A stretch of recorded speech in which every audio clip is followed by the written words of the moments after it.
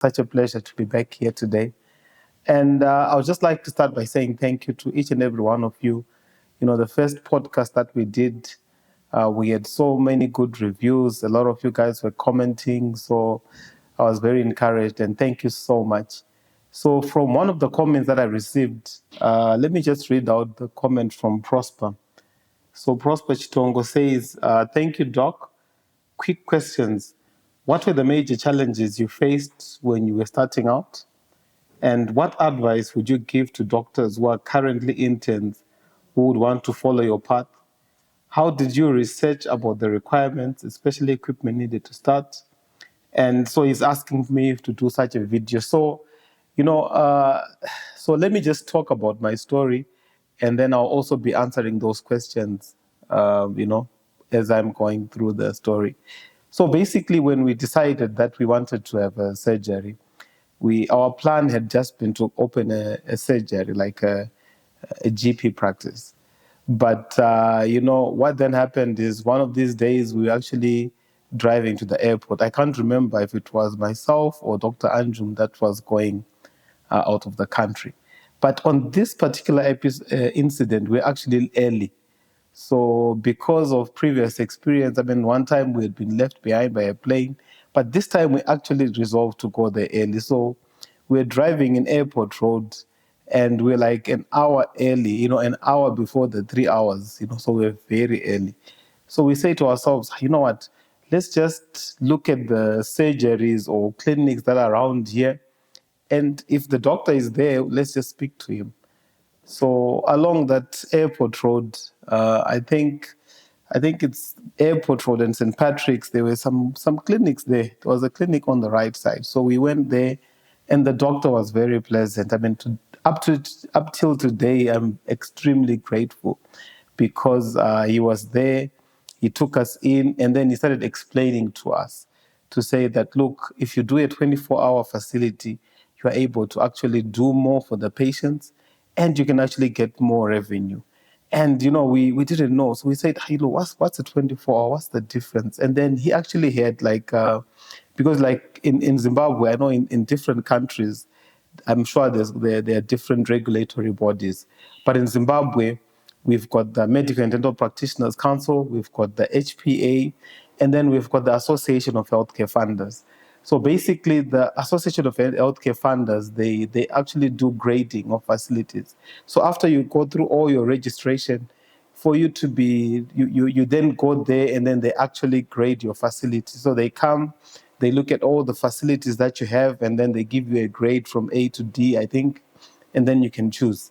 So he had this document, this accreditation document. So we're actually able to have a look at it, and then we actually saw what the requirements were for us to actually have a 24-hour medical center.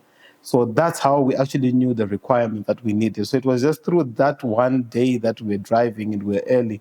So I mean, as advice, I think it's good to consult. So if you're thinking about starting a medical facility or practice in your country, even if it's in Zimbabwe, it's good to actually consult guys that have done this before. They can give you some insights, and then they can actually help shape your future, like what happened in our case. Like from that moment, we actually changed and decided to do a 24-hour instead of a GP practice. And then also, I think from there, also the regulatory bodies, when you go to them, they've got like minimum requirements. So HPA, have got their own minimum requirements. The Medical Council have got its own minimum requirements, and AFOS have got some their own. So it's good to have all these requirements in place, and then to work your way like that, because you're then able to know in terms of the budget that you actually need for the project. So that's what I would say about that. So for us, once we did that, now we knew exactly what we needed to do. So we then went back to the landlord and then we said, look, we would like these premises. But then there was a challenge there because I mentioned that there is the health professions, there is the city. I actually didn't mention city council. So city council is the first regulatory body that you actually have to go through. So in Zim, we had like city council, MDPCZ, HPA. So all these regulatory bodies have to come. So what happened with us is when we decided that we needed the place, we had to start paying rent immediately from the time that you signed the lease. So we signed our lease in 2012, but only began operating in 2013. So we spent almost a year just paying rent and going through the red tape and going through all the accreditations, the registrations, and things like that. So that was a big challenge because initially we just thought maybe in the next 2, 3 months we are done, but it took almost a year just to start seeing patients. So for me, that was a huge challenge. And I mean, I think as I remember that journey, I'm reminded of a guy. I mean, this guy, his name was Chigamba. I don't even think that's his real name, but the guy helped us so much, in terms of being a middleman between us and the city of Harare, letting us know where to go and which offices to knock on and things like that. So I'm really grateful. If Chigamba, you're watching this video, please get in touch. I would like to see you. I mean, I just lost your number, and I really appreciate the help that you gave me during that time. And then we had to go through a process of regularization. So remember, when the equipment that we needed, it wasn't available in Zimbabwe. And if it was available, it was going to be expensive. So I think it's going to be the same with a lot of African countries. If you want to try and buy equipment in the country, it might be expensive. So we decided to actually buy directly in China. So my colleague, Dr. Anjum, actually went to China, and then he visited a lot of the factories. And then with the list that we had, we were able to buy all the equipment that we required. And I think I'll share some pictures here where you can see all our equipment being loaded onto the containers. And even when it arrived, it was a very new experience for us. So we managed to get all our equipment in China. It was cheaper. Of course, yes, being the first time, we had challenges in terms of clearing, because it was our first time. But I realized that even during that process, there are companies that are actually well experienced in terms of transporting your goods, doing your clearance and things like that. So that's what we did. So that's how we got all our goods to come in. And then there's also the aspect of city council. So basically, you need a health report. So this is health report is something that just tells the medical council that the premises that you would like to use as a medical facility is fit for that purpose. So that's the first process that we actually had to do. And that process actually took a bit of time. And then after all that, there's also a process of regularization. So because the house that we chose was like a residential house, we needed to change its use so that it's no longer residential, but then it's now considered a hospital. So we actually had to do that process. And then that process also takes time because you have to consult your neighbors, you have to do notifications, go to the news, put some adverts in the newspaper, and then council will have to sit also, deliberate, and then the councils give you the final decision. So all those processes, they take a lot of time, and the time is going, but no revenue is coming through to the organization. So those were really big challenges. So I think after we got all our equipment in, commissioning them, we actually had to look for engineers, local guys that could actually fit some of the equipment. We actually had to look for guys who could service our equipment because remember, we actually bought our equipment directly from China, but we managed. So you would go to other hospitals and find out from them to say, okay, who do you use to service your autoclave?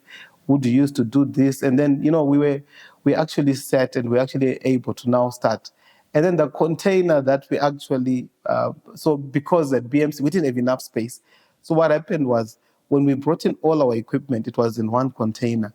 So we actually converted that container into like doctor's rooms. So there was an office there, doctor's restroom, a small kitchen for the staff. I mean, I think you see the pictures. And today, even till today, that container is still there.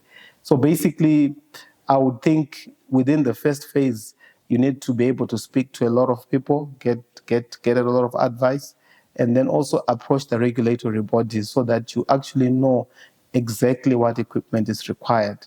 So I think in terms of the start, those were the main challenges. As an entrepreneur, sometimes when you start, you think that it's going to be rosy. You think that the numbers are just going to like pop and you're going to be overwhelmed, but it didn't happen like that for us. So when we started, the other major challenge was the low number of patients. Medical business it's a very sensitive business. People need to be able to trust you so that they can come to you. So when you're still starting, you need to start to build that reputation. So the numbers were low, guys. The numbers were very, very low. I remember when you saw 2 patients, it was like, it was really, really, really an achievement. In the day we saw 5 patients in a day, things were happening. So all I'm saying is the low numbers was also a challenge. So remember 1 year of just paying rent and everything. And then now when you finally do start to work, the numbers are low. But now your expenses have increased because now you've got like a nurse there. And then we didn't have the expense for the doctor because I was the doctor. So I was working 24 hours. So then I wasn't even on a salary because it was more like what's going to come out from the business. So we were not making anything. So it was a really, really difficult time. So the low numbers, again, was also a major, major challenge. And being able to pay salaries was also a major challenge, especially when we started. But we solved it on like that. And gradually, the numbers started to increase. People started being more and more confident with the facility that we had. So, I would just say that even when you start a business, sometimes our projections have to also be realistic. Sometimes we project that we're going to see 100 patients a day, but in reality, it's not going to be that way. So I think having someone to help in terms of having realistic projections will also help you because you can actually, put that in terms of your capital requirements so that you know that the business is adequately capitalized then. And then the other challenge was, apart from just the issue of the low numbers, was our business was made, it's in Zimbabwe, private healthcare. People pay cash or they use medical aid.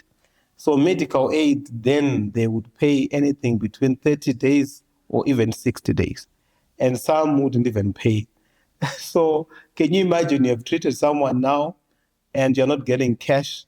The money is coming in 30 days or 60 days. So this again would put huge pressures on us because we needed the funds like there and then, especially when you're starting out. That's a challenge. Those are like huge challenges. But we carried on. We really did carry on because we knew that we wanted to establish a facility that was going to be able to help people and save lives. And I would also look at the issue of the economy. Our country, the economy has not been great. We've gone through several currencies. And, you can imagine if people are owing you and that debt is converted. Yeah, those were actually some of the major challenges that we also faced. So the economy was not great. The economic conditions were not great. And the inflationary environment that we're in as well was also not good. But, we carried on. And I remember, my uncle saying to me the other time, he says, I think I would say this in Shona. He says, "Hazvinyadzisi kushingirira chakanaka." And that saying has stuck with me. In English, I think it's to say that there is no shame in pursuing something that's good. Yeah, something like that. So, we carried on, every single day we carried on, even at times that we thought of giving up, but we thought, you know what, there is no shame in actually pursuing something that is good. So that saying carried me through, and it still carries me through even today, even as we are now pushing for the hospital. Remember, in my last podcast, I mentioned to you guys that, my heart bleeds when people are going outside the country to seek services that should actually be available in Zimbabwe. So the idea for us now is to upgrade our facility, put a hospital that will reverse this medical tourism. We want people to come to Zimbabwe for medical treatment and not the other way around. So we are still pursuing that dream because we know that there is no shame in doing that. And when that happens, it definitely helps everyone in the country. And also the thing about medical aid, now we are talking about medical aid. We have been very fortunate enough that we're able to actually start our own medical aid as BMC. And, this was birthed mainly because I saw the challenges that patients would face, when you'd come. A lot of patients are using cash and stuff like that, and it was extremely difficult. So with medical aid, we believe that patients are able to actually subscribe, and then the subscriptions will then help that whenever there are medical services that are required, patients are able to access this. And then this also helps the hospital and have access to funding so that the healthcare facilities can actually be improved in the country. So I think in a nutshell, I think this is what I had today. I would really love to hear from you guys as well. Prosper, I hope I've answered most of your questions. But if there's something I left out, please just drop a comment again. And if there's any other question that you guys have, please just feel free to put it in the comments. I will certainly respond to you in the next podcast. But for now, bye for now. Thank you and goodbye.